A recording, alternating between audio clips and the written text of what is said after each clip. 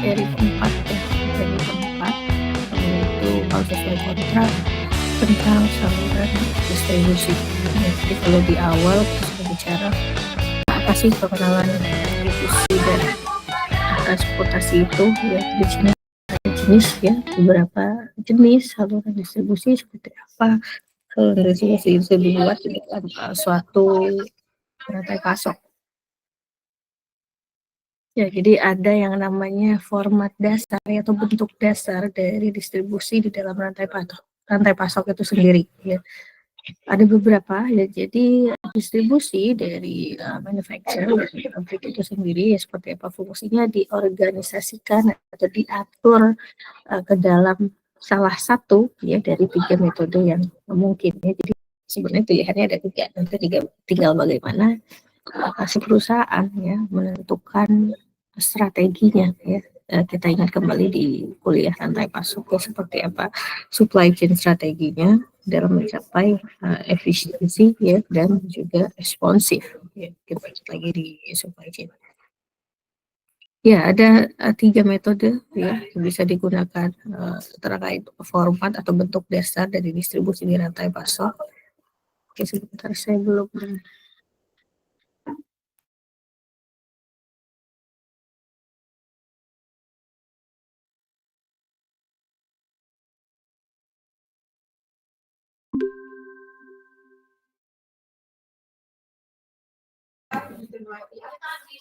Ya, yang pertama terkait proses base ya, jadi berdasarkan seperti apa proses yang dijalankan dalam perusahaan itu, di mana di pabrik tadi ya, itu mengoperasikan perusahaannya sebagai a single value added.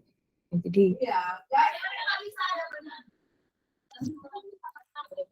dalam suatu supply chain rantai pasok yang ada di dalam perusahaan itu sendiri, mereka fokus fokus di dalam single value added delivery chain, di mana di sini company-nya, perusahaannya itu yang memiliki seperti apa proses ini nanti akan berjalan atau berlangsung ya. Bagaimana juga si perusahaan dapat mengoptimalkan ya yang namanya efisiensi dan produktivitas secara langsung dengan mengatur atau memanage di bagian produksi dan distribusi ya sebagai satu sistem yang terintegrasi. Jadi berdasarkan proses kalau dalam rantai pasok kan ada banyak stage ya, ada banyak stage di dalamnya. Kita harus mengintegrasikan dari setiap stage, mulai dari pengadaannya, mulai dari ke supplier sampai ke end customer, ya, ke bagian distribusi itu sendiri. Nah, untuk proses ini dia terfokus, jadi fokus dari satu sistem integrasi antara produksi dan distribusi itu sendiri. Lalu ada juga ya yang namanya market base ya, berdasarkan seperti apa permintaan pasarnya. Ya. Di sini yang diatur di mana satu fungsi dari logistik itu sendiri yang terbatas untuk apa ya, untuk memenuhi kebutuhan pasarnya.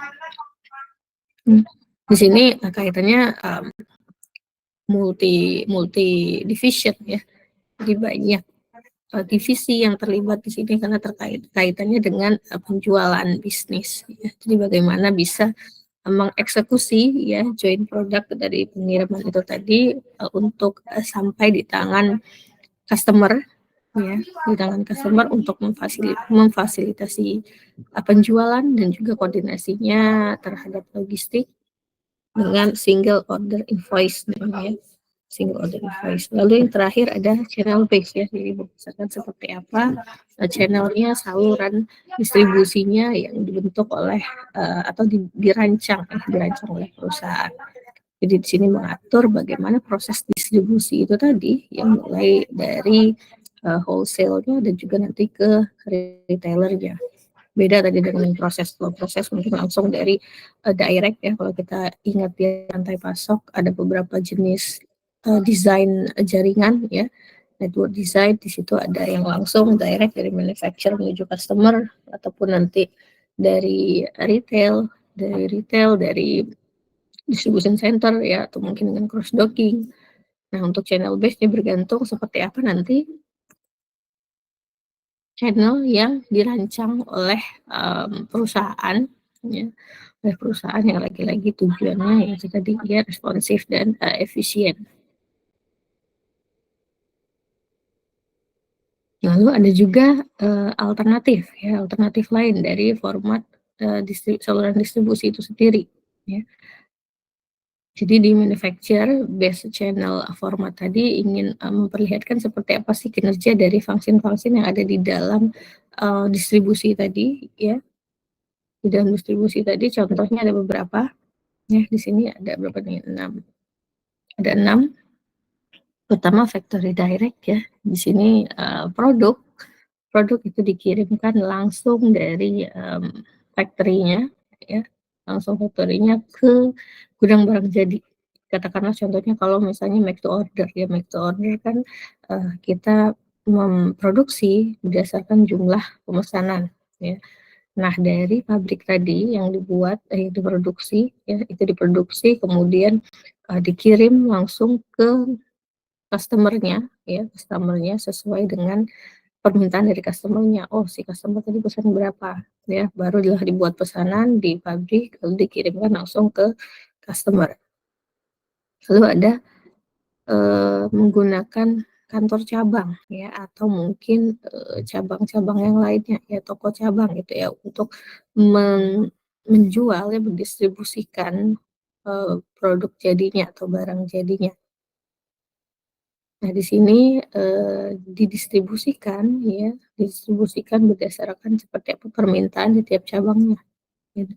Mmm, Lagi-lagi di sini seperti apa request-nya, lalu juga nanti berdasarkan, mmm, marketing ya dari pemasaran di setiap regional ya, itu pasti akan dialokasikan ya, pasti ada yang namanya alokasi untuk masing-masing region ya, dan juga, harga gitu ya, harga promosi ya pasti akan berbeda untuk region-region tertentu. Katakanlah mungkin kalau, penjualnya eee, di daerah yang kurang dikatakan secara ekonomi menengah ke bawah gitu ya, menengah ke bawah dibandingkan dengan di daerah yang, mmm, ekonominya menengah ke atas gitu ya.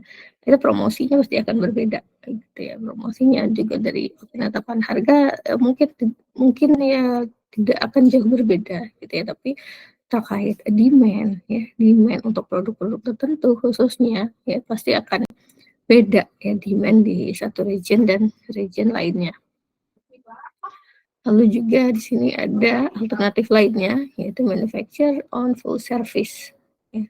Jadi, si manufacture-nya, si pabriknya punya, semacam apa ya, punya wewenang khusus lah ya untuk dapat mengelola distributor yang ada di, distribution center-nya tadi. Ya contohnya di industri, pakaian, industri pakaian itu, pasti akan dikelola gitu ya, dikelola oleh, langsung dari pabriknya.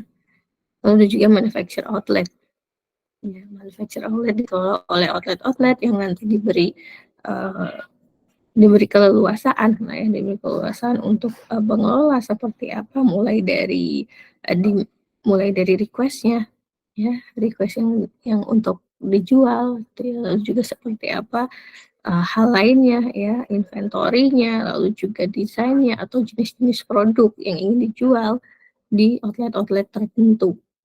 Kadang kita juga, eee, nemu nih suatu toko katakanlah dengan, brand yang sama, tapi belum tentu yang dijual di outlet satu sama dengan outlet 2 atau outlet 3 dan seterusnya. Ya jadi itu kembali ke bagaimana, barang yang ada di yang ada di outlet tersebut dikelola oleh si manufacturer itu sendiri. Lalu juga di sini ada yang namanya, license ya. Jadi dalam format ini, si perusahaan tadi, pabrik tadi yang memiliki kontrak dengan independent distributor atau retailer, bergantung nanti seperti apa kontrak antara, independent distributor tadi dan juga manufacturer ya. Nanti akan diatur apa saja yang menjadi kesepakatan antara si distributor atau retailer dengan manufacturer. Lalu juga terkait inventory, bagaimana si pabrik ya, si pabrik tadi mengirimkan, barang jadinya ke titik-titik di tempat, barang itu dibutuhkan, barang itu di-request atau barang itu juga dikonsumsi, ya. Itu beberapa contoh distribusi channel ya, alternatif distribution channel.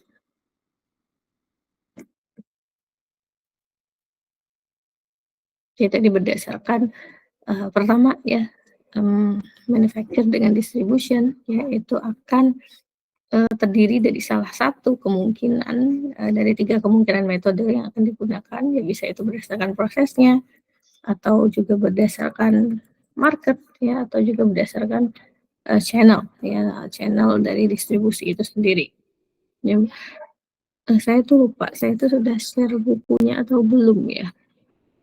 Kalau belum nanti saya share bukunya, coba sambil saya lihat dulu, di buku coba saya cari di buku mana ya,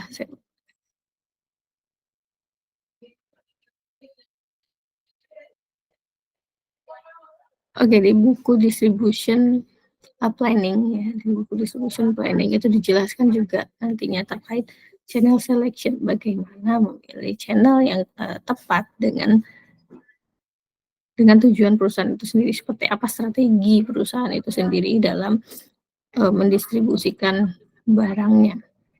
Ya itu ada di sebentar, di bab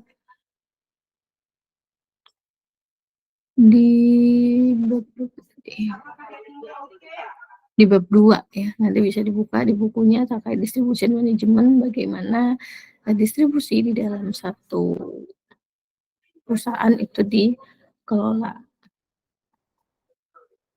Oke.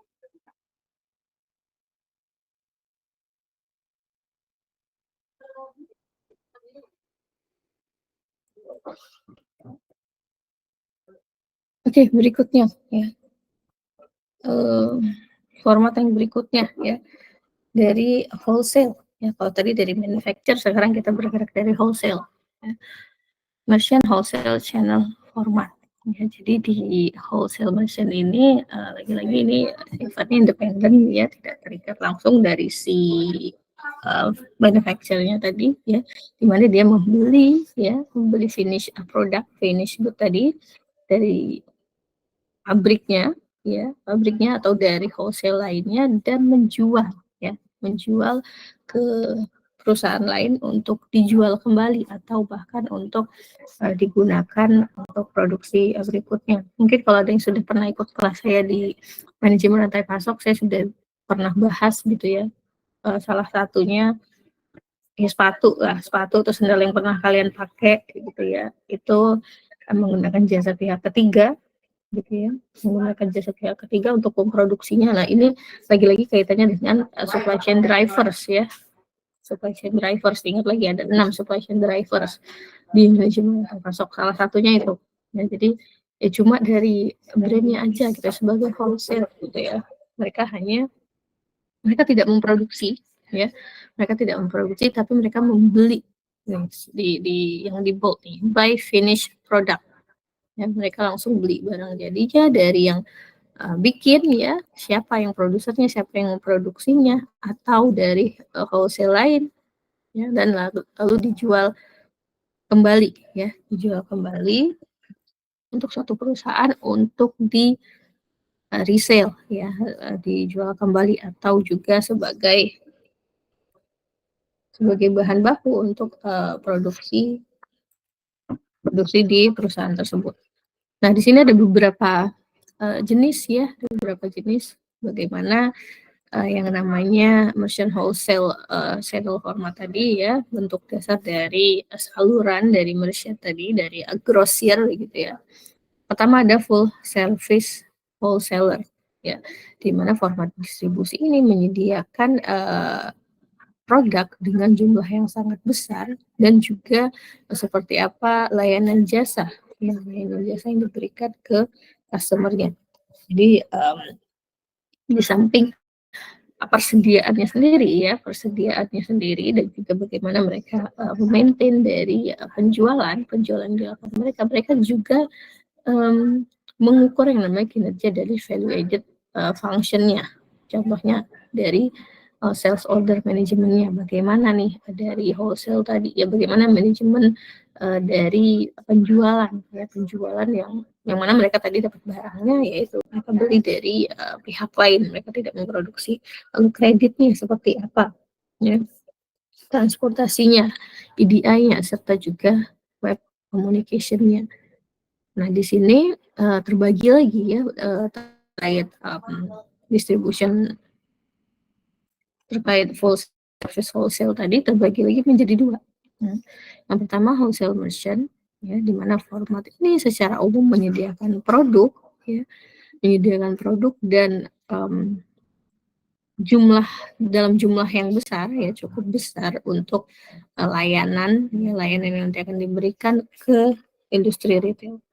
Lalu ada juga yang namanya industrial distributor ya, di mana tipe ini ya itu merupakan semacam gabungan dari wholesale itu sendiri yang menjual produknya secara eksklusif ke manufacturer, yaitu industrial ya, mereka yang di atas tadi ya, contohnya for resale or production consumption, bisa untuk dijual kembali atau untuk di production consumption ya.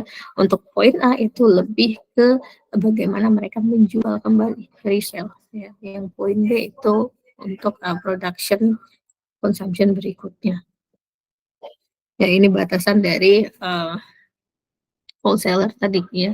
Mereka menawarkan batasan-batasan seperti apa, contohnya dari volumenya ya, atau mungkin jasa-jasa yang nanti diberikan ke customer ya. Contoh cash and carry, di mana stok disknya terbatas ya, dari perpindahan produk itu fast moving product, di mana dia dijual dalam jumlah yang kecil ya, lalu juga si customer itu pick and pay pada satu titik tertentu ya, poin-poin yang telah ditetapkan ya secara transaksional. Nanti kalau misalnya di kuliah enterprise ya kalau nggak salah ya, nanti akan ada jelasan mulai seperti apa itu transaction sampai tahap yang terakhir ya, tahap berikutnya ya. Ini contohnya untuk sayuran ya, sayuran ataupun buah-buahan yang dijual di pasar lokal, pasar kecil gitu ya, lokal grocer. Lalu ada juga di sini yang terbatas ya, ada truck wholesale ya, di mana dia membawa sejumlah barang yang terbatas yang dijual ya langsung, baik itu ke supermarket atau small groceries, restoran ya, atau misalnya kantin gitu ya, ataupun hotel, contohnya susu, roti, soft drink ya, itu truck wholesale. Lalu ada dropshipper ya, lalu ada rack jobbers dan juga mail order wholesale ya, di mana format-format ini akan berbeda, akan punya batasan masing-masing ya. Pertama bergantung dari jumlahnya ya, jadi jumlahnya seperti apa jumlahnya, atau mungkin seperti apa barang-barang ini akan dipasarkan, di mana barang-barang ini akan dipasarkan ya. Lalu juga berdasarkan, kalau kita lihat di poin D itu berdasarkan jenis barangnya, barang apa yang ingin dipasarkan ya, barang apa yang ingin didistribusikan ya. Lalu juga bisa dari customer ya, katakanlah customer seperti apa sih, target yang kita tuju itu customer seperti apa sih, sehingga kita bisa menentukan nanti distribution channel yang mana yang tepat untuk yang tepat untuk barang yang akan kita jual gitu ya, atau kita distribusikan. Ya, itu tadi dua. Pertama manufacturer, yang kedua merchant wholesale, berikutnya distribution service channel format ya. Jadi format dari saluran distribusi dari distribution service-nya, ya. Mereka tidak mempunyai namanya inventory atau persediaan, ya, dan mereka menawarkan kepada customer mereka itu jumlah layanan yang terbatas, ya. Jumlah layanan yang terbatas. Nah, bagian dari function ini itu mereka bertindak sebagai middleman, ya. Sebagai middleman. Jadi bagaimana mereka menjadi penengah lah, ya, katakan penengah antara si penjual dan si pembeli, ya. Mereka bisa dapat komisi, ya, memfasilitasi bagaimana penjualan dan pembelian produk, ya, antara supplier dan customer, ya, katakanlah kok bahasa Indonesia tuh makelar gitu ya, kalau bisa seperti itu, perantara, ya, perantara bagaimana dia bisa mengkoordinasikan antara si penjual dan si pembeli. Contohnya di sini sebagai broker, ya, sebagai broker tadi makelar, ya. Peran utama dari makelar ini juga sebagai ya tadi penengah, ya, penengah gitu ya, bagaimana dia mencocokkan ya seperti apa penjual dan pembeli ya terkait pertama harganya, ya, produknya, delivery negotiation-nya, ya. Tuh kalau makelar ya salah satunya makelar yang nanti penengah ya antara si pembeli dan si penjual.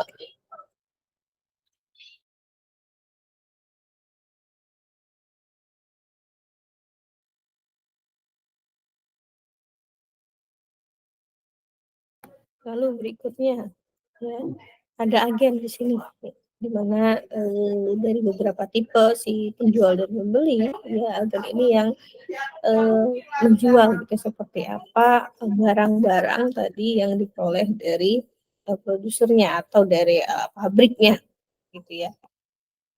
Dan di sini juga ada beberapa role, ya, ada beberapa role di dalam agen ini. Ya, di sini ada 5, ya. Pertama, manufacture agent. Ya, jadi hampir di sebagian besar manufacture agent, di mana itu perusahaan yang kecil, ya, perusahaan yang kecil mereka punya, ya, orang-orang yang bekerja sebagai sales yang punya keterampilan bisa dibilang sudah expert advance gitu, yang punya pengetahuan bagaimana produk ini eh, dapat direpresentasikan, ya, dan juga dapat dijual, ya, dijual di pasar. Ya, di pasar lagi-lagi tujuannya untuk memaksimumkan, ya, bagaimana memaksimumkan barang ini supaya dapat habis terjual. Nah, agen-agen di sinilah yang nanti um, bekerja gitu ya, bekerja memasarkan bagaimana sih barang yang mereka miliki itu dapat diminati oleh pelanggan, gitu ya. Contohnya ya menjual produk seperti furniture, lalu juga apparel, ya, dan juga barang-barang elektronik lainnya.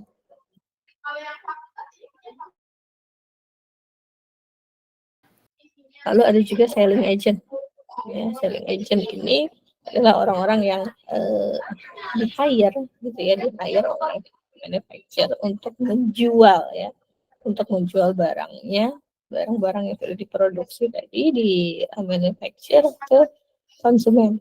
Lalu juga purchasing, ya, purchasing agent, commission, dan juga value-added reseller, di mana masing-masing agent di sini yang memiliki perannya masing-masing dalam mendistribusikan barangnya, ya.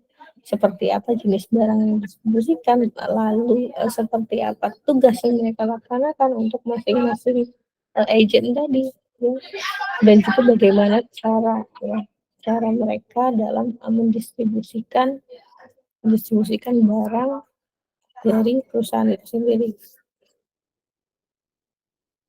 Lalu di sini ada lagi format berikutnya, alternatif berikutnya, yaitu distribution retail. Nah, distribution retail ini untuk format ini terdiri dari retailer, ya, retailer yang memiliki fungsi tidak hanya untuk penjualan, tapi juga bagaimana mendistribusikannya, ya.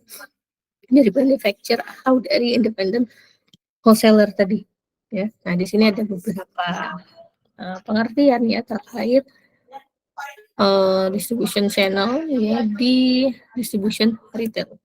Gitu sebentar.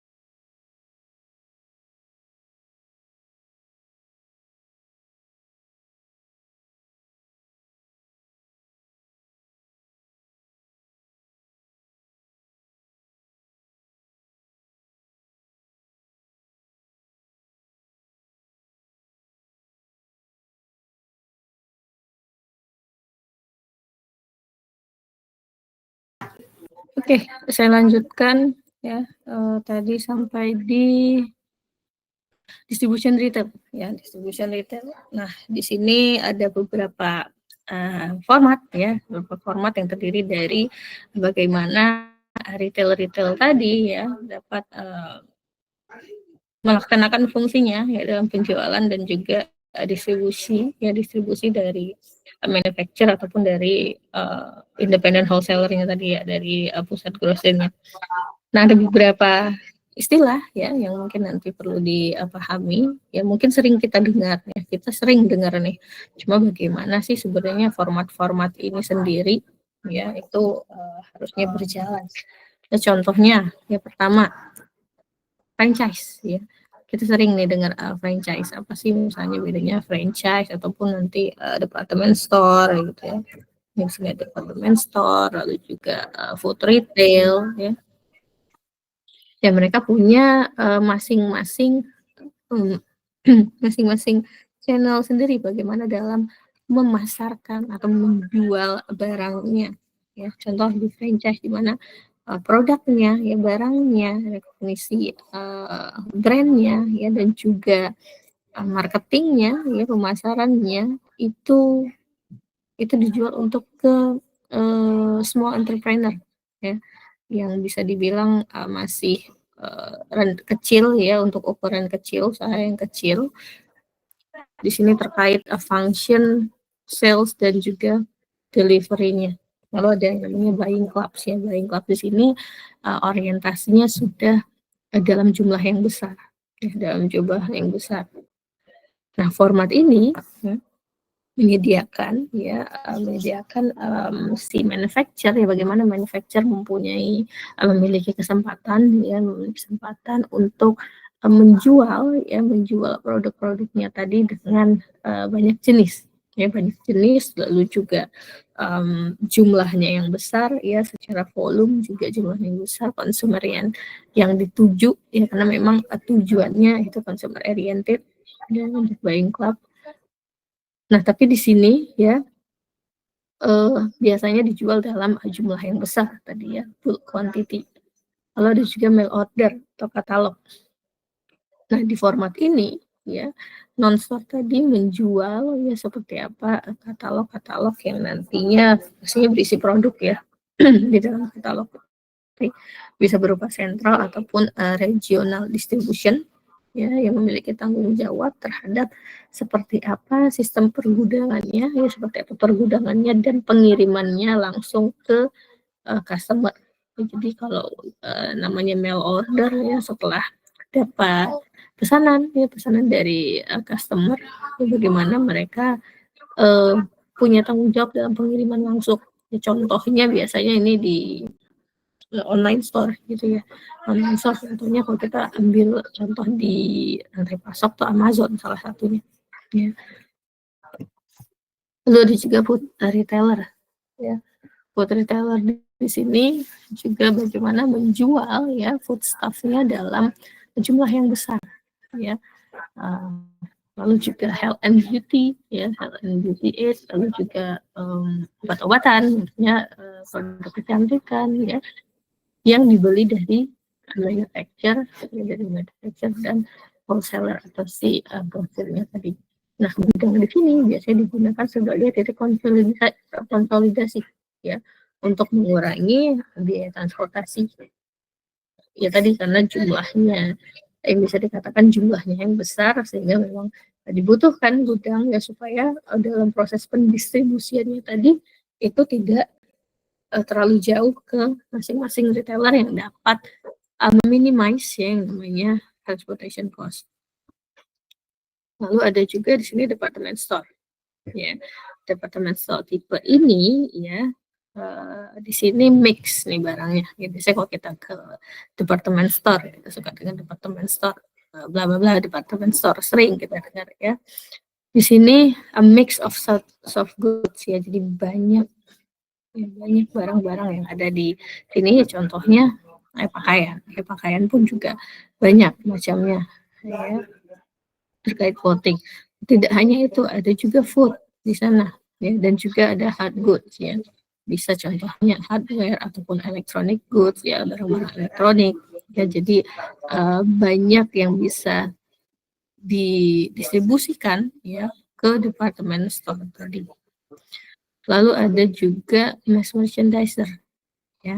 Tipe retailer ini sama dengan tadi department store, tapi di sini untuk produknya itu secara harga ya biasanya lebih murah ya. Contohnya kita ambil Walmart gitu ya. Mungkin kalau di Indonesia atau di Lampung sendiri mungkin ya apalah ya department store yang harganya rata-rata bisa dikatakan murah ya. Lalu ada juga specialty store. Nah, kalau judulnya itu udah specialty gitu ya, berarti kan hanya ada jenis-jenis tertentu ya. Jenis-jenis tertentu yang nantinya akan dijual, yang nantinya didistribusikan untuk dijual di specialty store. Ya contohnya ya pakaian perempuan gitu ya contohnya, atau mungkin khusus untuk elektronik ya, atau mungkin nanti khusus untuk otomotif ya. Intinya dari barang-barang yang didistribusikan untuk dijual nanti itu barang-barang tertentu ya, barang-barang tertentu. Lalu di sini ada juga ya exporting and importing channel format ya, jadi bagaimana bentuk saluran distribusi itu sendiri terkait ekspor dan import ya, berarti akan ada yang masuk ada yang keluar dari suatu negara. Contohnya ada international trading company ya, di mana format distribusi ini yang memiliki fungsi untuk bagaimana menjual ya, bagaimana membeli dan menjual barang itu sendiri, lalu mengatur yang namanya jasa logistik antara si eksporter dan importer, lalu juga terkait konversi dari mata uang itu sendiri, lalu juga fluktuasinya ya. Jadi karena kaitannya dengan internasional salah satunya tadi ya mata uang gitu ya, mata uang bagaimana konversi mata uangnya, lalu juga perlu dilihat seperti apa inflasi yang ada di negara tersebut, lalu juga jenis pemilihan transportasinya ya, bagaimana mengirimkan apakah perlu menggunakan moda air atau udara atau intermoda gitu ya. Lalu juga ekspor merchant. Jadi bagaimana dalam pendistribusian itu tadi ya, ini salah satu bentuk dari international wholesaler.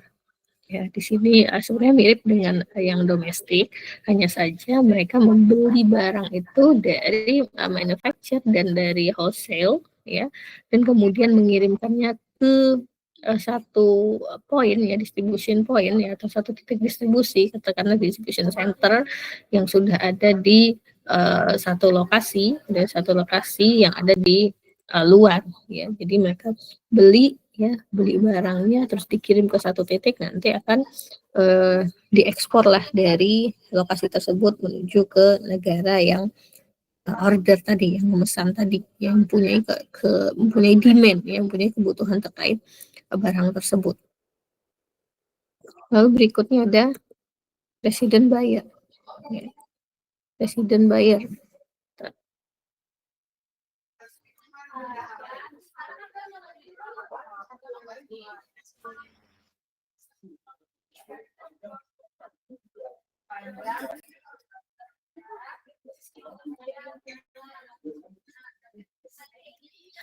Resident buyer.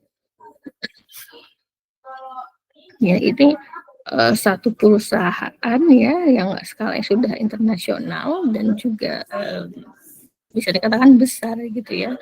Biasanya menempatkan buyer mereka itu secara langsung di negara tujuan mereka. Ya, jadi tanggung jawabnya ya, dalam resident buyer ini bagaimana mereka menentukan lokasi ya, membeli dan juga mengirimkan barang ya, mengirimkan barang kembali ke lokasinya tadi ya, lokasi si pembeli atau juga si perusahaan tadi ya, untuk mendistribusikan secara global gitu ya, secara global dalam dalam mendistribusi barangnya. Lalu ada export commission house. Ini kurang lebih sama kayak broker tadi ya, sama kayak broker tadi, bagaimana dia bisa matching antara si buyer dan juga si seller. Lalu ada allied manufacturer ya, allied manufacturer berarti di sini akan ada ya suatu firm ya, suatu perusahaan yang mengekspor dan import produk dengan menggunakan partnernya yang ada di lokasi lain gitu ya, di negara lain, karena ini bahasnya ada foreign business ya. Katakanlah kita Indonesia gitu ya, siapa nih partner kita gitu ya, katakanlah kita mau impor ekspornya ke mana, ke Amerika gitu ya.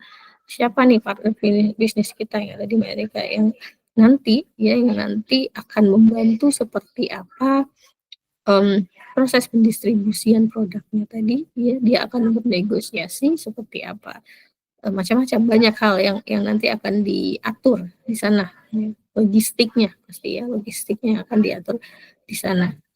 Lalu ada juga export management ya, export management company yang dimana ini menjadi penengah ya, intermediary antara lini produksinya tadi ya, lini produknya dengan juga pasar asingnya ya, pasar asing yang mempunyai suatu ya, keahlian khusus ya, keahlian khusus dalam mengirimkan barang dari manufacturer atau distributor menuju ke customer-nya itu sendiri. Ya, lalu ini ada buyer initiated format ya, ada beberapa, nanti bisa dibantu saja saya lanjutkan lagi ya. Ada buyer initiation format, lalu juga ada e-business format. Kalau sudah bicara tentang e-business ya, kaitannya dengan elektronik seperti apa elektronik bisnisnya ya, ada beberapa contoh terkait e-business format.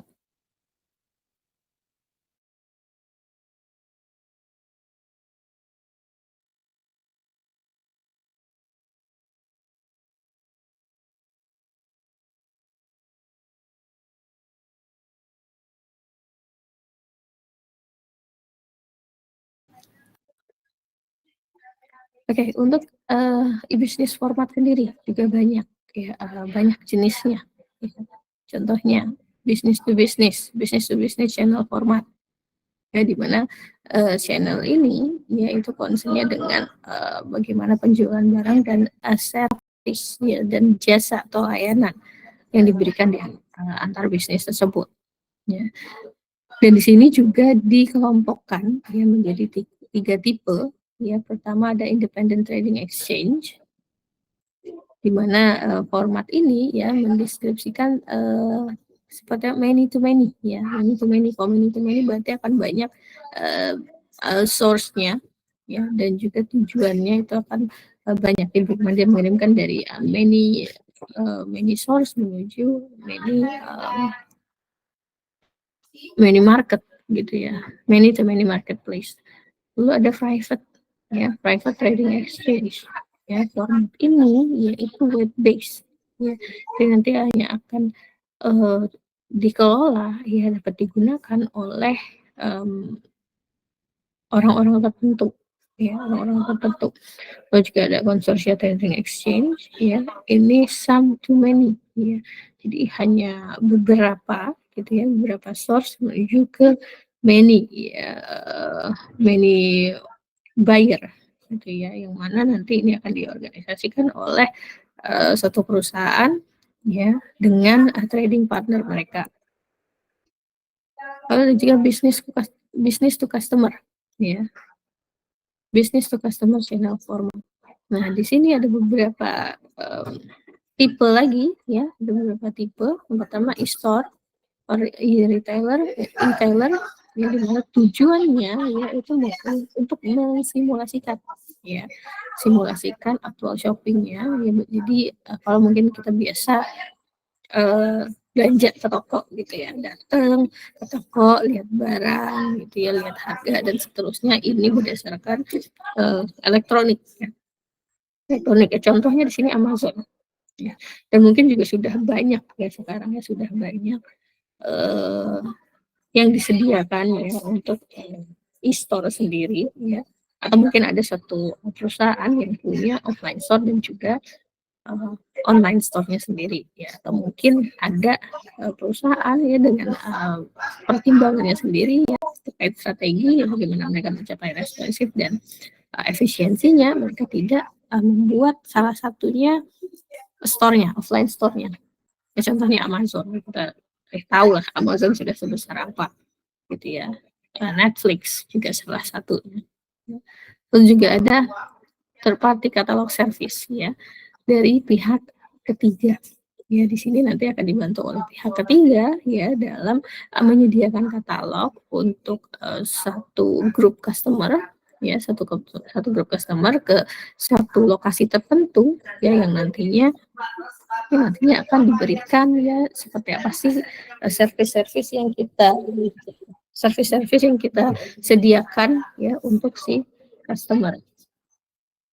Lalu consumer to consumer ya, C2C, ada juga consumer to business. Ya, untuk, C2C ya, consumer to consumer ya. Jadi model ini mengaplikasikan internet ya, dalam, si consumer untuk saling membeli, ke consumer lainnya ya. Consumer to buy from each other ya. Jadi, contohnya gitu ya, ada forum jual beli gitu ya, forum jual beli itu kan consumer ke consumer ya, bukan dari si, manufacturer-nya yang saling menjual gitu consumer. Ada juga consumer to business. Ya, jadi model ini mengaplikasikan bagaimana setiap consumer itu menggunakan internet ya, dalam menjual produknya atau jasanya langsung ke bisnis. Contohnya dengan, menggunakan tools ya atau media seperti Facebook, Twitter, YouTube, dan lain sebagainya, TikTok ya kalau sekarang ya. Bagaimana mereka bisa menjual entah itu produk atau jasanya ya secara langsung ke bisnis. Dan, format-format lainnya ya. Format-format lainnya ini belum, berbentuk atau bernama gitu ya, dengan pesatnya perkembangan teknologi pun, contohnya tadi yang sudah menggunakan elektronik sudah ada, peran internet di sana, mungkin ke depannya akan ada peran yang lain lagi ya, terkait bagaimana format dari saluran distribusi itu sendiri untuk setiap barang. Lalu ada juga di sini delivery network facilitator. Ya, siapa fasilitator dalam pengiriman dari setiap barang itu tadi. Ya. Jika katakanlah jika suatu jaringan itu terdapat intermediary atau bisa dibilang itu titik transit ya, atau nama lainnya supaya mudah dimengerti, transit ya, itu tidak mengasumsikan ya bagaimana mereka mengirim secara langsung ya. Jadi ada yang namanya intermediary, tapi perlu diperhatikan juga dalam saluran distribusi, dalam intermediary tadi ya, apakah dia akan mengefisiensikan ya, entah itu dari pengirimannya ya, dari pengiriman, dari jumlah pengiriman, dari biayanya ya. Nanti akan saya cari selain tentang intermediary, bagaimana jumlah jaringan itu tadi ya, itu dapat diminimasi dengan adanya intermediary point tadi.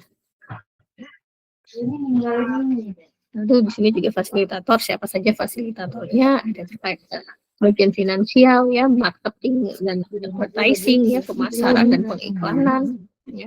Lalu juga ada bagian teknologi serta bagian logistik itu sendiri dalam memfasilitasi pengiriman ya, pengiriman dalam jaringan.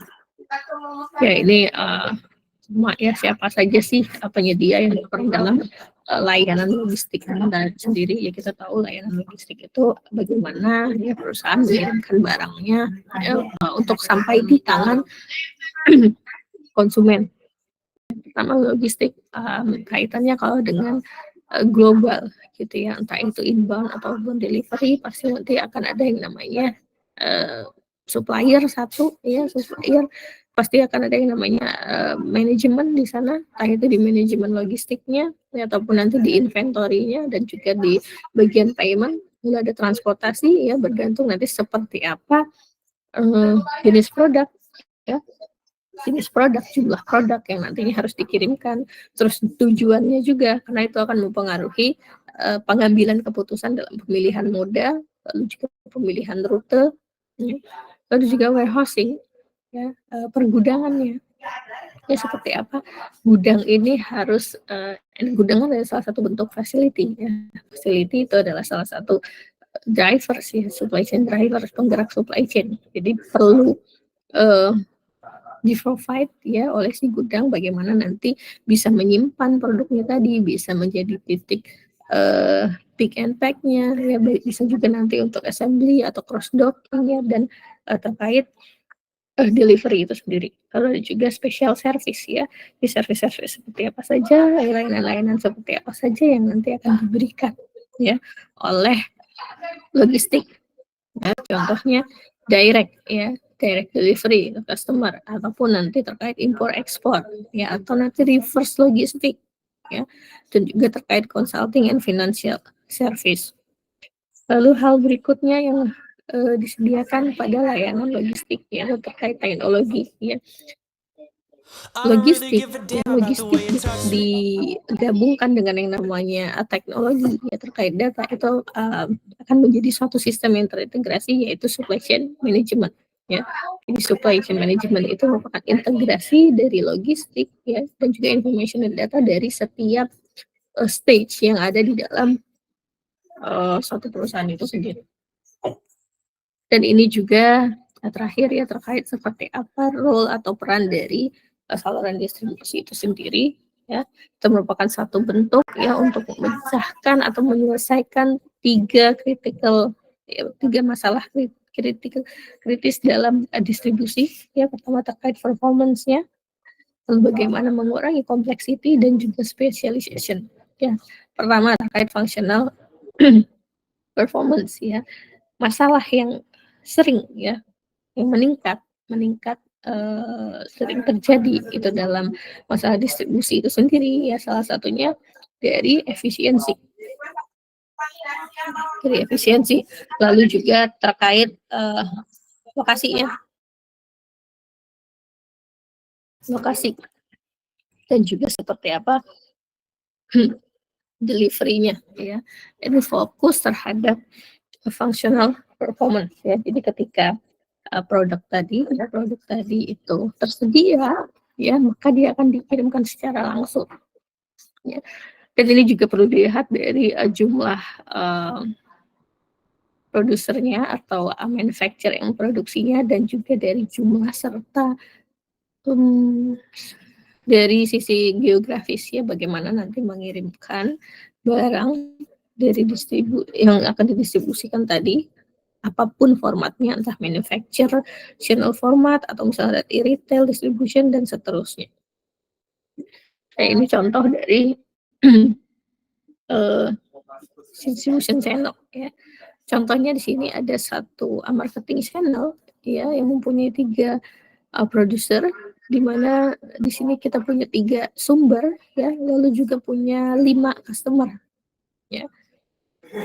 Coba lihat yang di atas ini adalah produsernya atau yang produksinya, di bawah sini ada customer.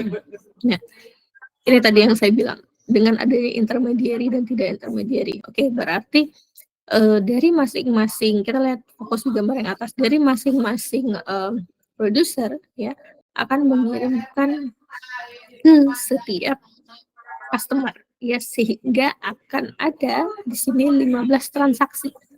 Oh, produser 1 harus mengirimkan ke customer 1, customer 2, customer 3, customer 4, ke customer 5. Ya, akan banyak yang namanya transaksi di sini. Bayangkan kalau setiap 1 kali pengiriman, 1 kali trip, ya kita punya fixed cost dan variable cost, mungkin ya terkait jumlah, entah itu jarak atau mungkin jumlah unit yang dikirim ya, maka kita akan punya 15 kali dari biaya tersebut, dari total cost tersebut. Bandingkan dengan yang gambar di bawah ya, terkait kalau kita punya namanya intermediary ya. Intermediary, jadi si produsernya tadi tinggal mengirimkan ke satu poin intermediary tadi, satu titik transit, katakanlah seperti itu ya. Jadi hanya akan ada berapa di sini, 8 transaction ya. Tinggal kita dikalikan tadi dengan katakanlah satu transaksi itu akan ada katakanlah 10 juta rupiah yang harus keluar ya. Kalau kita targetnya efisien ya, kita ingin mengefisiensikan, kalau efektif sudah efektif, semua akan terkirim ya. Setelah efektif, tujuan kita berikutnya adalah mengefisiensikan ya. Bagaimana kita bisa menekan biaya transportasinya, salah satunya dengan adanya intermediary tadi ya, yang mana awalnya tadi 15 menjadi 8 transaction. Lalu di sini ya fungsi lainnya dari saluran distribusi itu sendiri, yaitu yang pertama untuk selling and promoting ya, bagaimana dia bisa menjual dan mempromosikan, lalu terkait postponement ya. Lalu juga di sini postpone tadi ya punya beberapa keuntungan ya. Pertama, dapat mengurangi biaya ya, lalu juga dapat mengurangi yang namanya lead time ya, lalu juga persediaan, lalu juga seperti apa respon dari customer itu sendiri, dan juga fleksibilitas serta material handling. Jadi selain selling and promotion, postpone, lalu juga terkait transportation. Ya, jadi perpindahan dari barang tadi dalam satu rantai pasok itu salah satu hal yang terpenting ya, salah satu fungsi yang penting ya, karena tujuan untuk produksi ya untuk mendistribusikan barang yang untuk bisa sampai di customer ya. Kalau kita rantai pasok, bicara tentang rantai pasok, bagaimana dari stage-nya dia dari supplier sampai ke hilir ya, sampai ke customer. Salah satunya yang penting itu adalah transportation. Ya, transportasi itu bagaimana memindahkan objek, baik itu barang atau manusia nantinya, tapi kita fokus di barang yaitu dari satu poin ke poin yang lainnya. Nah, untuk transportation itu sendiri ya, itu kan ada yang namanya inbound and outbound. Kalau inbound bagaimana pergerakan ya, perpindahan objek itu di dalam internal perusahaan itu sendiri. Outbound bagaimana dia berpindah dari internal menuju ke customer-nya. Lalu juga namanya warehousing ya. warehousing, ada juga sequencing, merchandising, dan marketing information. Ini adalah beberapa fungsi lainnya ya dari distribution channel itu sendiri ya. Ini ya nanti silakan sambil dibaca ya di bukunya ya terkait contoh-contoh kasus ya. Contoh-contoh kasus yang ada mengenai saluran distribusi ya. Tadi itu saya ada video juga ya, ada video terkait channel distribution itu sendiri ya. Banyak, saya kemarin sudah minta coba kalian cari video ya di YouTube, banyak ya. Amazon salah satunya ya, Amazon salah satu yang punya katakanlah supply chain-nya ya, salah satu driver supply chain yang sudah baik yaitu dari sistem pergudangannya ya. Mungkin nanti juga bisa dicari contoh lain perusahaan-perusahaan logistik yang sudah punya apa ya, performance yang bisa dibilang baik ya. Salah satunya ada di Jerman ya, perusahaan logistik Jerman. Silakan dicari ya, perusahaan logistik Jerman yang secara logistik gitu ya, mereka benar-benar menguasai pasar logistik yang ada di dunia yang sudah internasional. Banyak videonya. Lalu juga terkait mungkin yang di Indonesia tadi kan ada beberapa contoh ya, baik itu manufacture distribution channel, dari retail, dari apalagi tadi distribution ya, lalu juga terkait ekspor impor banyak jenisnya, dan juga seperti apa aja nanti kaitannya dengan e-bisnis ya. Dengan sekarang berkembangnya teknologi pasti akan lebih marak yang namanya entah itu e-bisnis, e-katalog, dan lainnya yang kaitannya semua dengan internet. Ya, itu untuk materi hari ini ya. Nah, perlu diketahui ya, jadwal UTS kan sudah keluar ya. Jadwal UTS sudah keluar. Saya kemarin miss, kita belum akan UTS minggu depan karena saya masih ada PR ya, PR materi ke kalian ya, beberapa materi, 3 materi lagi berarti ya. Ya memang cukup banyak kendala ya saya di hari Senin dan Jumat itu, jadi nanti kita cari waktu lagi. Jadi di hari Jumat untuk kuliah sistem transportasi dan distribusi kita akan belum UTS ya, yang awalnya jadwalnya tanggal 18 ya, jadi nanti saya jadwalkan itu di minggu depannya, entah di tanggal 21 atau di tanggal 28 ya, pokoknya setelah minggu UTS lewat kelas ini baru nanti saya laksanakan UTS ya, sambil kita lengkapi materi-materi yang belum tersampaikan. Oke, itu ya. Ada yang ingin ditanyakan sambil saya absen? Coba saya absen ya. Petra Abdi. Petra Abdi ada. Chandra. Hadir. Ada Hadir, Bu. Edo. Oke, Edo. Hadir, Bu. Hadir, Bu. Mutiara Dikana. Hadir, Bu. Oke, ada Fariski. Enggak ada. Fadilah. Hadir, Bu. Oke, terus Natasha Dwi. Hadir, Bu. Muhammad Isa. Hadir, Bu. Togar nggak ada lagi. Togar ada. Hadir, Bu.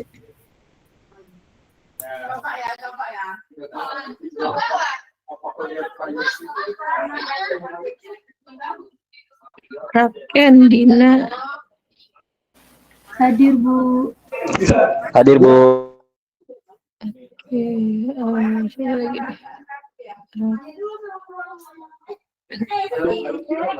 Raken Dina Vanessa. Oke, Vanessa. Hadir, Bu. Vanessa Putri. Hadir, Bu. Putri. Oke, Agra. Hadir, Bu. Agra, Anjar, Hadir, Bu. Anjar ada, Hadir. Nadia, Hadir, Bu. Esther, Hadir, Bu. Laila, ada, nggak ada. Esther udah, Refki, Hadir, Bu. ada Refki, Oke, Olivia, Hadir, Bu. Anindya, Hadir, Bu. Anindya ada, Oke, Miftahul, Oke, Nurlia, Hadir, Bu. Sisean, Hadir, Bu. Sisilia, Hadir, Bu. Tengku, Hadir, ada Bu. Tengku. Hadir, Bu.